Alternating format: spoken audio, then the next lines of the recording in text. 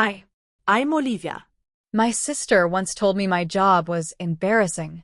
She said it during a family dinner, the kind of moment that should have passed with soft conversation and dessert.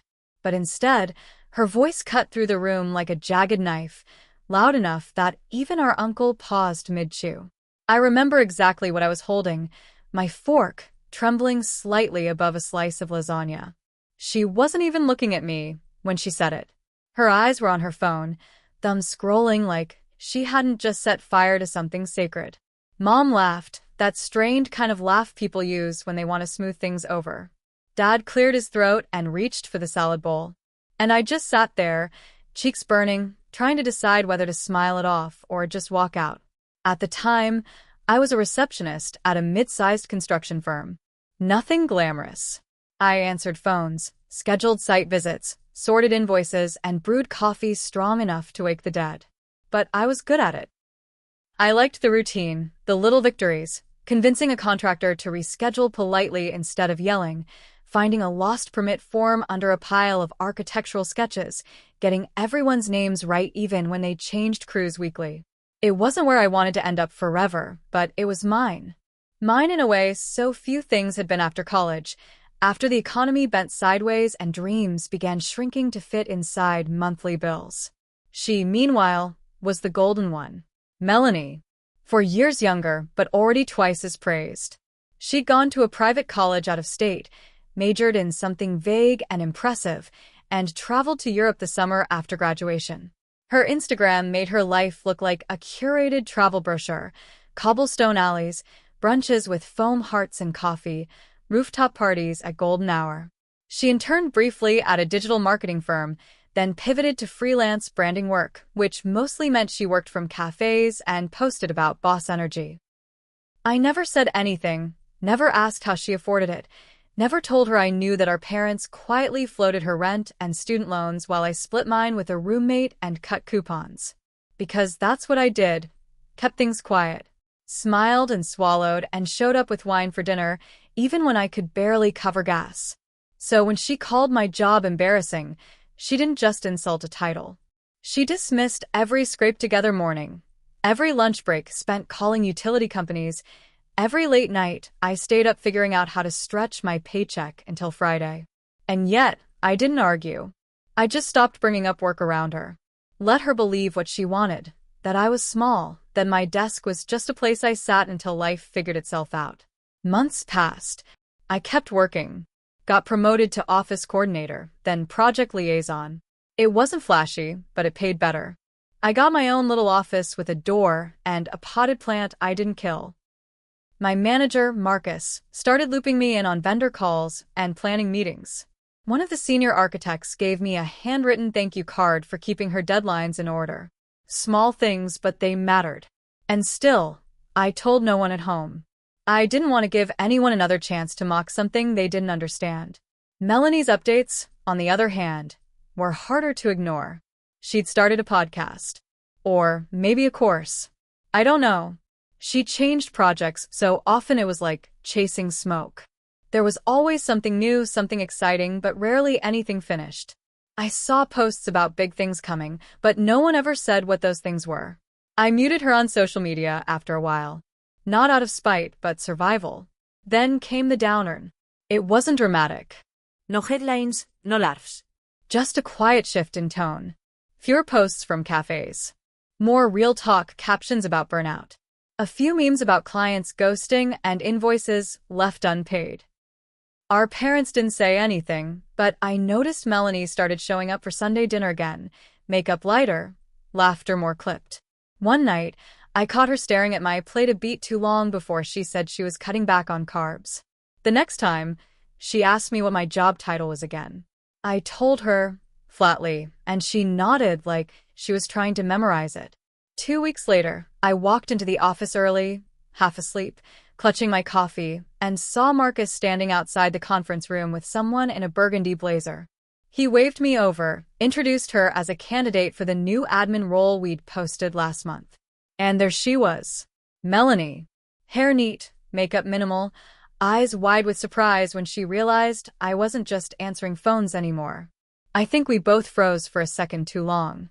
I didn't say anything. I just smiled, professional and clipped, and offered her a seat in the lobby while Marcus fetched the hiring manager. When he walked away, she looked at me and whispered, "I didn't know this was your office." I didn't reply. I just went back to my desk. That should have been enough. Just the symmetry of it. The poetic justice. But the story didn't end there. She didn't get hired. At least, not right away. But she stayed in the pipeline. Our HR lead, Andrea, liked her polish, her flexibility, her eagerness. I wanted to scream, but I didn't. Instead, I stayed quiet and professional and watched as Melanie came back for a second interview, then a third. I watched her charm her way through meetings, offering suggestions with practiced confidence, referencing marketing lingo I knew she barely understood. And I watched as people listened, took her seriously. Even Marcus. At home, nothing was said. I didn't bring it up. Neither did she. But I caught her glancing at me over dinner sometimes, like she was trying to decide if I'd tell. And maybe I would have if things hadn't started shifting again. Slowly. Subtly. It started with emails. Melanie had somehow landed a temporary freelance role assisting with a brand refresh for one of our partner companies. She was on the periphery, not technically under our roof, but close enough that her name began appearing in inboxes. Close enough that I saw her work. And it was fine. Generic. Glossy, but shallow. But people were impressed. Or at least, distracted by the sparkle of it. I kept my mouth shut. But I also kept copies. Then one Friday afternoon, I got a Slack from Andrea. Casual. Just wanted to know if I'd ever worked with Melanie outside the office. I replied honestly, just family. She didn't reply. That night, Marcus called me into his office. Said he wanted my take on a few interpersonal dynamics he was picking up on. Melanie had been hinting that she and I had some strained history, and that she hoped it wouldn't interfere with potential collaboration. I blinked. Sat still.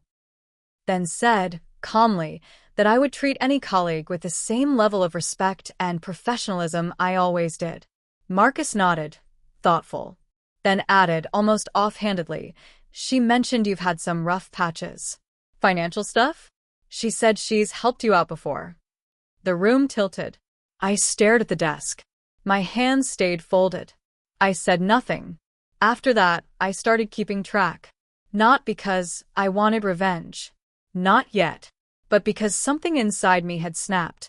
The same part that once blushed and stayed silent at family dinners now burned cold. She wasn't just climbing. She was stepping on me to do it.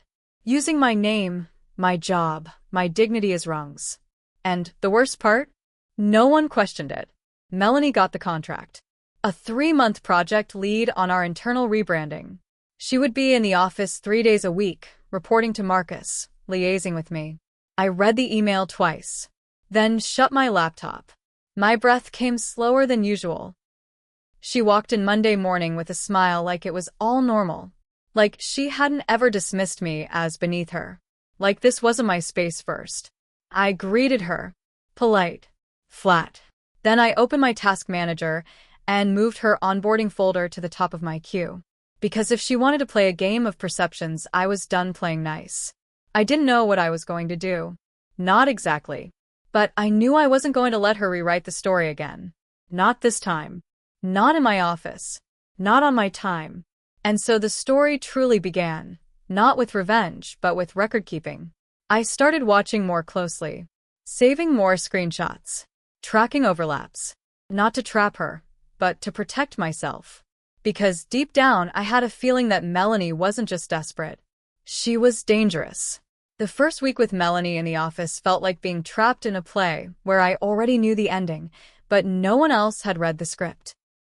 She breezed through meetings, made bold suggestions, and attached herself to every visible project like she was auditioning for a spotlight.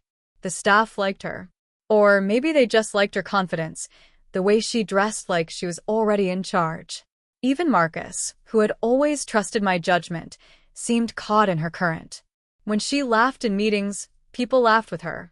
When she praised someone's deck design or suggested a slight tweak to color schemes, heads nodded. She made people feel seen. Meanwhile, I became quieter, more watchful. Every word I didn't say built up like pressure behind glass. It wasn't just the attention. It was the erasure. Twice in the first week, she suggested ideas that were almost word for word from internal memos I'd written the month before. Not copied, but close. Repackaged, spun shinier, presented with flair. No one noticed the overlap. I didn't say anything yet. I just forwarded those memos to myself from my work account, with timestamps intact. That weekend, I bought a flash drive. A small one, barely bigger than a key, and I started storing things on it. Emails. Slides. Meeting notes. Because something told me this wasn't just ego. It was strategy. And the story she was building? It didn't have space for both of us. At home, I said nothing. Mom asked how work was going. I smiled and said fine. Melanie, on the other hand, began dropping comments. It's been great collaborating with your sister, she told Dad during dinner. She's learning a lot about branding. He smiled and nodded. I stayed silent, tasting blood in my cheek from biting down too hard. The second week, something changed. Melanie began staying late. Not dramatically, just an hour past most people. I stayed too, but separately. We never acknowledged each other after 5. But one evening, as I passed the printer on my way out, I noticed a stack of papers with her name on it. Out of instinct, I glanced at the top page. It was a pitch deck. One she was preparing for an upcoming presentation to our largest partner firm. And it was almost entirely copied from a proposal I'd sent Marcus in August, one that had been shelved, but never deleted. Same layout, same strategy outline, even the same campaign slogan. That was my work, repainted, rebranded, and now resold under her name. I took photos of the pages, just in case. The presentation was scheduled for Friday. A big one, potential new funding, client expansion, serious eyes on the department. Melanie was glowing all week, floating on the buzz. Marcus looped me in on a few calls, said things like, since you're familiar with internal logistics, as if I were just a helpful sidekick. I played along, took notes, smiled in meetings, and every night, I updated a folder on my flash drive labeled Proof. Then came Thursday night. I was locking up when I saw Melanie sitting in the main conference room, staring blankly at her laptop. Something was off. Her posture too tight, her face pale. I hesitated, then pushed the door open. She jumped slightly. I asked if she was okay. She hesitated too long before saying yes. Then she stood up, closed her laptop too quickly, and walked past me without another word. That night, something didn't sit right. It wasn't just the stolen work. It was the silence, the fear. Melanie wasn't just building a lie, she was drowning in it. Friday morning came with rain. Not the dramatic kind, just steady, cold, unavoidable.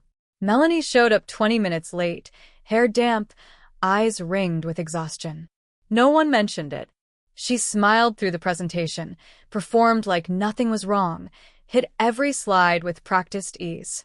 I watched from the back of the room. Silent. Still. Until the Q&A began. The head of our client's team asked a simple question. Where had the inspiration for the campaign come from? Melanie paused, then smiled. I actually drew from several internal brainstorms, she said. My sister helped me think through some of it in early drafts.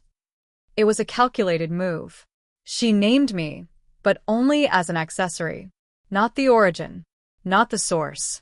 Just someone who had helped her think through a concept I had built from the ground up. After the meeting, Marcus congratulated her. I nodded politely, stepped away, and went back to my desk. My hands didn't shake. I felt nothing, just cold, steady focus. That night, I sent an email, not to Marcus, to HR. I attached the original proposal I'd written, with its time-stamped metadata, the presentation Melanie had printed, and the slide photos. I included a simple note, for internal records, in case clarity is ever needed. I didn't sign it emotionally, just my name and title. The next week was quiet. Tense. Melanie avoided me.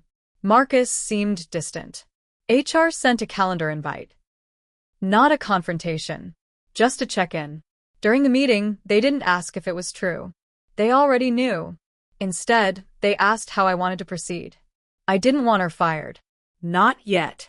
I wanted her exposed. Over the next week, I pulled back. Let her take the lead on a few minor projects. Watched her fumble. Not maliciously. Just factually. She didn't know the back-end systems. She miscalculated a vendor timeline. Forwarded an email chain with incorrect numbers to a partner without checking. I corrected them quietly. Logged it all. And waited. Then came the storm. 2 weeks later, a client flagged a branding inconsistency in one of our outreach campaigns. The color palette Melanie had pushed didn't align with accessibility guidelines. It wasn't huge, but it was public. Marcus pulled me in, asked if I'd reviewed the content. I said I'd flagged it in a draft, but the final decision had gone through Melanie's desk. He paused, Thanked me, and said nothing else. That Friday, Melanie didn't show up. On Monday, a company-wide memo went out. Nothing dramatic, just a notice. Our contract with Melanie has concluded. We thank her for her contributions and wish her well. The office buzzed. Whisper spoon. I said nothing. At home, she didn't come to dinner. Mom asked where she'd been. I shrugged. Said she was probably busy. But she wasn't. She was unraveling. 2 days later, I got a text. Just 3 words. Was it you? I stared at the screen. Typed a reply. Deleted it. Typed again. Then I wrote. It was the truth. No response. A week later, I saw her name pop up on LinkedIn. New job title. Freelance consultant. No company listed. Just vague language about pivoting and new horizons. And then silence. Months passed. I got promoted again. This time, to operations lead. My name on the door. My projects on the record. No one called my job embarrassing anymore. And yet, I didn't celebrate. Because the truth is, I didn't want to win like this. I didn't want to be proven right. I just wanted peace. But peace doesn't come wrapped in apologies. It comes in clarity. In knowing what you're worth, even when no one claps for you. And for the first time in years, I wasn't waiting for applause. I was building my own story, one no one could delete. The fallout didn't arrive in fire. It arrived in whispers. Quiet check-ins, half smiles from coworkers, sideways glances that carried questions no one wanted to voice aloud. Melanie's departure was too clean to be accidental. People suspected, but no one confirmed. And I didn't offer clarity. I returned to my desk, updated project plans, responded to emails, and carried on as if nothing had shifted. But it had. Not just at work. Inside me. For the first time in years, I wasn't shrinking myself. I wasn't second-guessing my space in a room. I wasn't trying to edit my presence down to something digestible for people who couldn't handle the whole truth of me. And yet, the freedom didn't come with lightness. It came with a weight, a realization that silence had cost me more than I'd ever admitted. And Melanie, she hadn't even tried to defend herself. Not really. Just that one text. 3 words. Was it you? But I wasn't the one who started this. I was the one who ended it. Or at least I thought I had. Then came the job application. Not mine. Hers. At first, I didn't believe it. It showed up 2 months later. Same industry, different firm, one of our sister companies across town. A friend from their HR team messaged me late one evening. Hey, isn't this your sister? Attached was a resume. Melanie's. Updated, polished, reframed. She had listed her title from our company as Project Strategy Lead. Not contractor. Not consultant. Lead.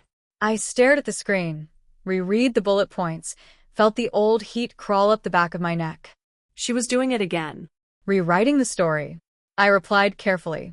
Yes, that's her. Let me know if you need anything verified. 2 days later, they called me. Not officially.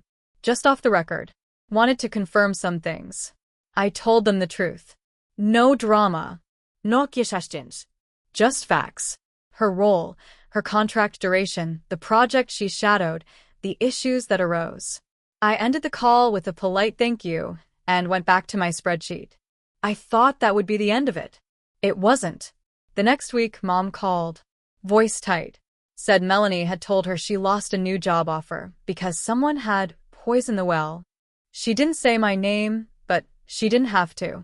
Mom's voice held that same old tone, the one that asked without asking if I could have just let it go. I didn't argue. I just listened. Then I said, gently, "She lied on her resume, Mom." A long pause. "She's just trying to get back on her feet," Mom said, softer now. "Maybe you could help her. You know she's struggling." That was when something broke cleanly inside me. A final crack, long overdue. Struggling. That word again. Like it was justification. Like it erased theft, dishonesty, erasure. I had struggled too. I just hadn't broadcast it. I'd made rent by canceling my internet for a month. I'd skipped meals so I wouldn't bounce a payment. But I never stole someone else's work and tried to wear it like it was my own skin. I ended the call early that night. Politely. Then stared at my ceiling until sleep felt like a rumor. Days passed. Then a letter arrived. Not an email. A real letter. Handwritten. It was from Melanie. I opened it carefully. The handwriting was uneven. 3 pages. She didn't apologize directly. Not really. But she talked about pressure. Expectations. How it felt to be the promising one with nothing to show for it. How envy isn't always loud. Sometimes it looks like mimicry. How she hadn't meant to hurt me, but knew she had. She said she hadn't told Mom everything. That she hadn't told anyone everything. She said she was leaving the city. Moving somewhere quieter. She didn't say where. Just that she needed to reset. The last line stuck with me. "I know I was cruel when you were kind. But you still built a life. And I only borrowed one." I folded the letter and put it in my drawer, next to the flash drive I no longer checked daily. It should have felt like closure. Instead, it felt like a footnote. 3 weeks later, I got a message request on Instagram. From someone I didn't know. A young woman who said she'd worked with Melanie briefly. She said Melanie had mentioned me, said I'd helped her get her start. She just wanted to thank me for being an inspiration. My jaw clenched. I replied simply, glad she gave credit where it was due. The girl hearted the message and never replied. The thing about building your life from scratch is that people don't see the dust under your nails. They see the final frame, the curated outcome. And they assume the road was smooth just because the sidewalk looks clean. But I remembered. I remembered the job interviews I walked to in the rain because I couldn't afford gas. I remembered crying in stairwells when I couldn't fix a broken printer and didn't know if it would cost me my job. I remembered staying late to clean up someone else's spreadsheet because I wanted to prove I belonged in the room. And now, I remembered that I never needed to be saved by recognition. I just needed to stop being erased. Months passed. The office got busier. New hires. A second location. I was promoted again, director of operations. The kind of role that meant I shaped the way things ran, not just carried them out. People asked me questions like I had answers. And often I did. Then one afternoon during a leadership summit, I was asked to speak. They wanted me to talk about integrity in leadership. I stood at the podium, notes in hand, heart calm. I didn't talk about betrayal. I didn't mention names. But I spoke about how leadership isn't about being the loudest voice. It's about protecting the quiet ones. About listening to what isn't said. About never mistaking confidence for competence. And about how some of the strongest people I'd worked with were the ones no one saw coming. Afterwards, a woman in the back stopped me. She said my talk reminded her of something her sister once said. Then she paused. She was the quiet one. The dependable one. We never really saw her clearly until it was too late. I nodded, then smiled. She probably saw everything. She just didn't feel the need to explain herself. That night, I went home, made tea, and opened the drawer with the letter. I read it one last time. Then I tucked it into a folder labeled past. Not pain. Not evidence. Just history. And as the tea cooled beside me, I understood something I hadn't before. Melanie hadn't destroyed my life. She'd just revealed how tightly I'd been gripping someone else's version of it. Now it was mine. Quiet. Steady. Real. And unshakable. Spring brought more change than I expected. Not dramatic, not noisy, just slow shifts in rhythm. The office buzzed with plans for a new headquarters.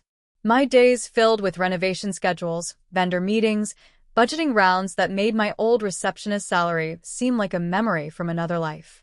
And yet, I never felt far from it. I still remembered what it was like to bring lunch from home because I couldn't afford the corner cafe. That memory grounded me, reminded me that power isn't about distance from the bottom. It's about not forgetting how it felt when you were there. I had settled into myself in a way that felt permanent, not defensive, not sharp, just whole.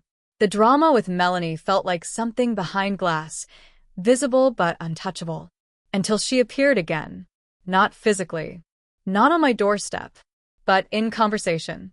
It started with a call from my father. Not unusual, but rare. His voice was softer than I remembered. Not hesitant, exactly, just unsure. He told me he'd heard from Melanie, that she was back in the state, that she'd taken a job with a nonprofit in a small town 2 hours away. Community outreach, event planning, modest work, but steady. He said she sounded tired. He didn't ask me to reach out. He didn't try to smooth things over like before. He just said, "Thought you'd want to know." I didn't respond immediately, just nodded, phone warm against my cheek. That night, I searched her name.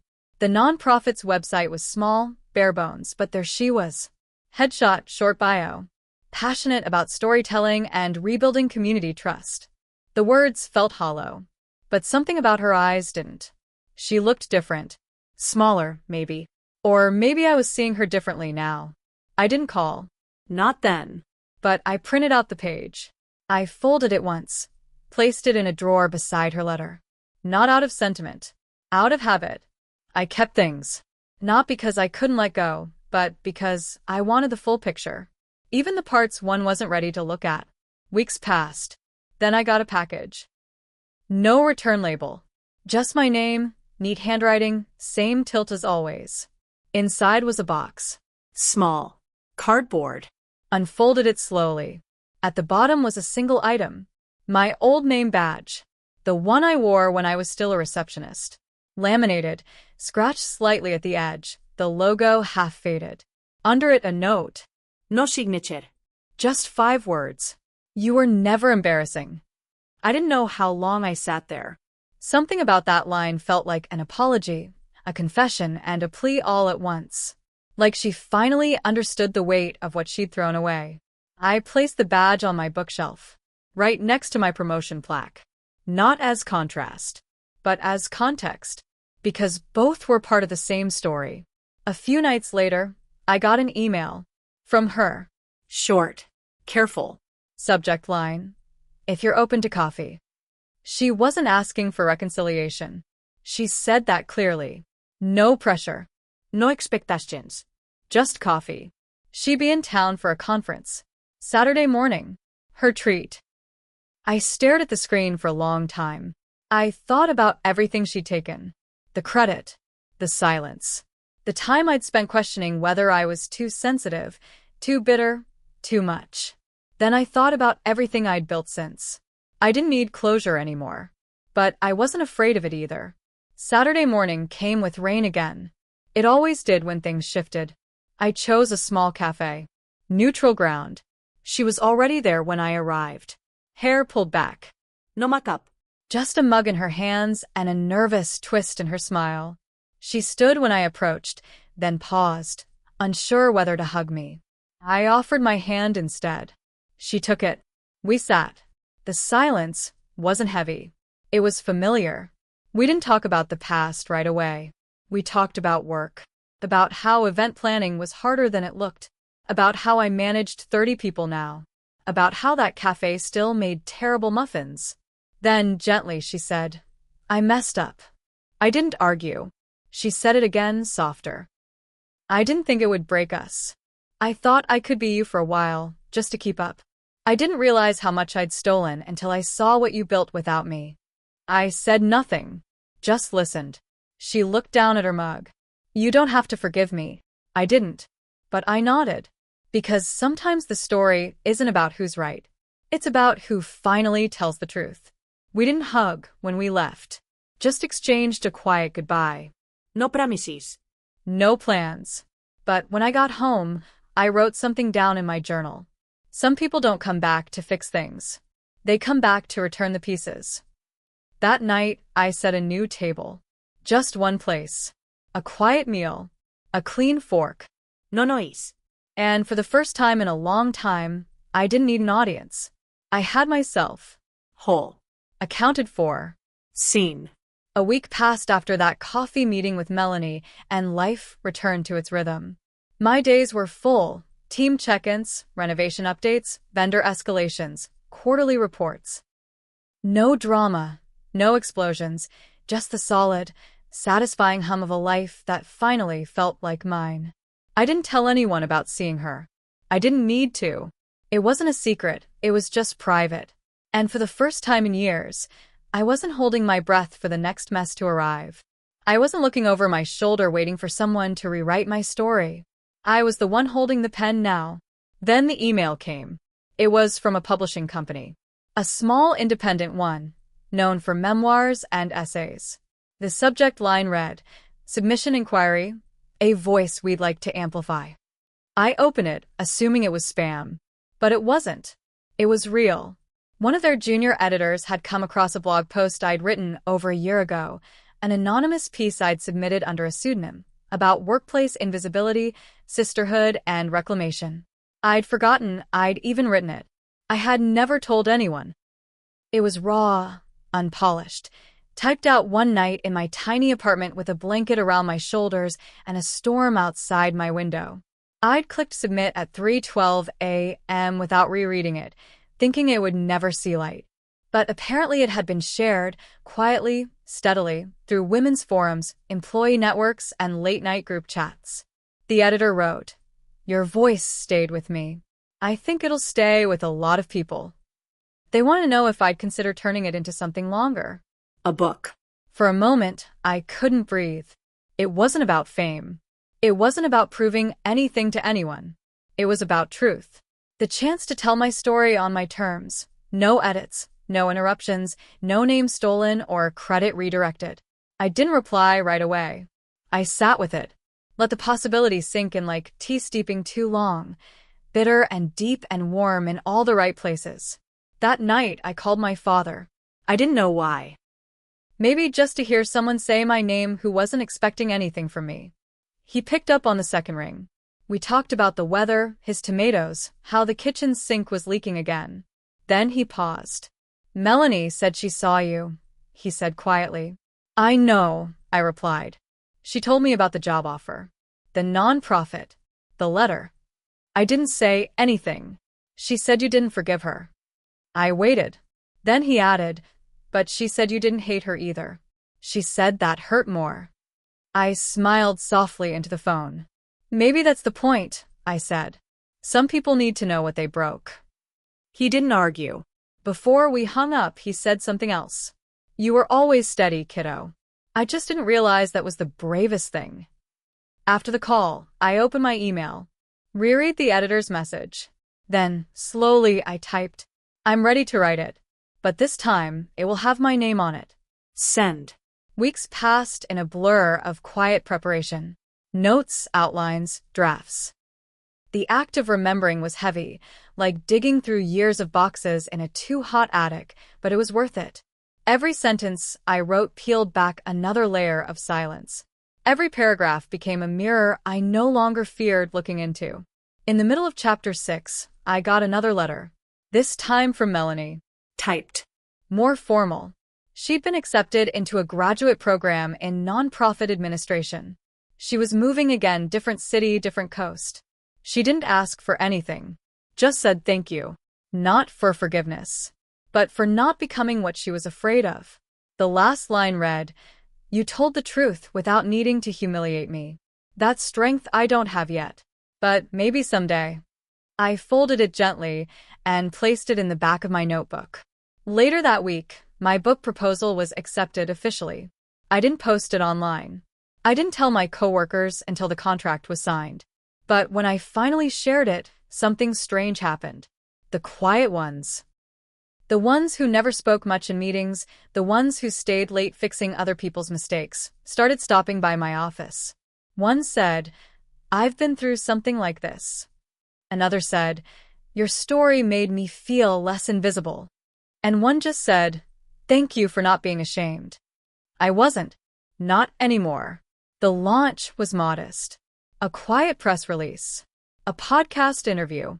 A local bookstore signing with chipped paint and too much noise from the street outside. Melanie didn't come. I didn't expect her to. But one day, I opened my author page and saw a single review posted without a name. 5 stars. The comment read, "I know her, and she earned every word." I stared at it for a long time. Didn't need to check who it was from. The night the book hit its first print milestone, I sat alone in my apartment. No party. No champagne. Just my kitchen table, a warm bowl of soup, and a folded piece of paper with my first draft title scribbled across it in smudged pen. I had set that table for one.